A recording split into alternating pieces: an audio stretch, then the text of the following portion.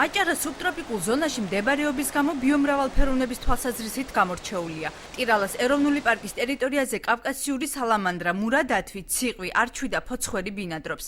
დარგის სპეციალისტის თქმით, ტირალას პარკის ფაუნის 95 წარმომადგენლისაგან 23 სახეობა წითელ წიგნშია შეტანილი. ტირალას ეროვნული პარკის ტერიტორიაზე გავრცელებული არის ასევე კავკასიური ციყვი, კავკასიური სალამანდრა, კავკასიური გველგესლა, ასევე აღსანიშნავია მწერებიდან კავკასიური ზერინთია, ასევე აპოლონი, რაც უნიკალურია. მნიშვნელოვანი აღინიშნოს საქართველოს წითელ ნუსხაში შეტანილი არჩვი, ასევე მურა დათვი და კავკასიური ფოცხვერი, რომელიც აჭარაში და კონკრეტულად ტირალას ეროვნული პარკის ტერიტორიაზე გვხვდება. არქეოლოგი ამირან კახიძე აცხადებს, რომ რეგიონში ჩატარებული არქეოლოგიური გათხრების შედეგად ფიჭვნარის ტერიტორიაზე 3500 წლის წინანდელი გარეული და შინაური ცხოველის მრავალი სახეობის ნეშტია აღმოჩენილი. გარეული ცხოველის ძვლებში ჭარბობს ღორისწლოვანი მასალა,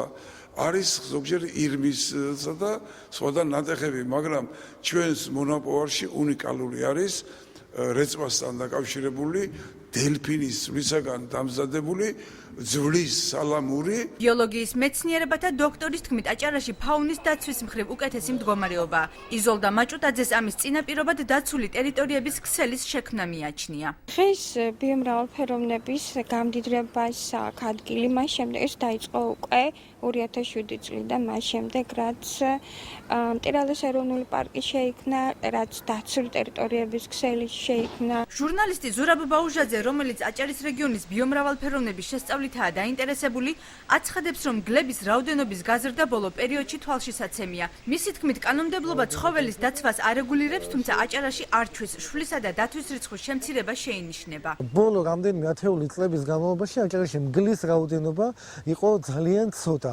მაგრამ აი 3 წლის წინ იყო, რომ ქედის რაიონში ადამიანიც კი იმსხვერპლა. გარდა ამისა, ძალიან შემცირებულია, ვთქვათ, არჩვი, შველი, დათვის რაოდენობა. აჭარა უნიკალური ენდემური სახეობებითაცაა გამორჩეული. აღსანიშნავია, რომ ამ მიმართულებით სამეცნიერო კვლევა რეგიონში არ წარმოებს და არც ცხოველების, ფრინველების, მწერების, ამფიბიების და ქვეწარმავლების სახეობების შესწავლა ხდება.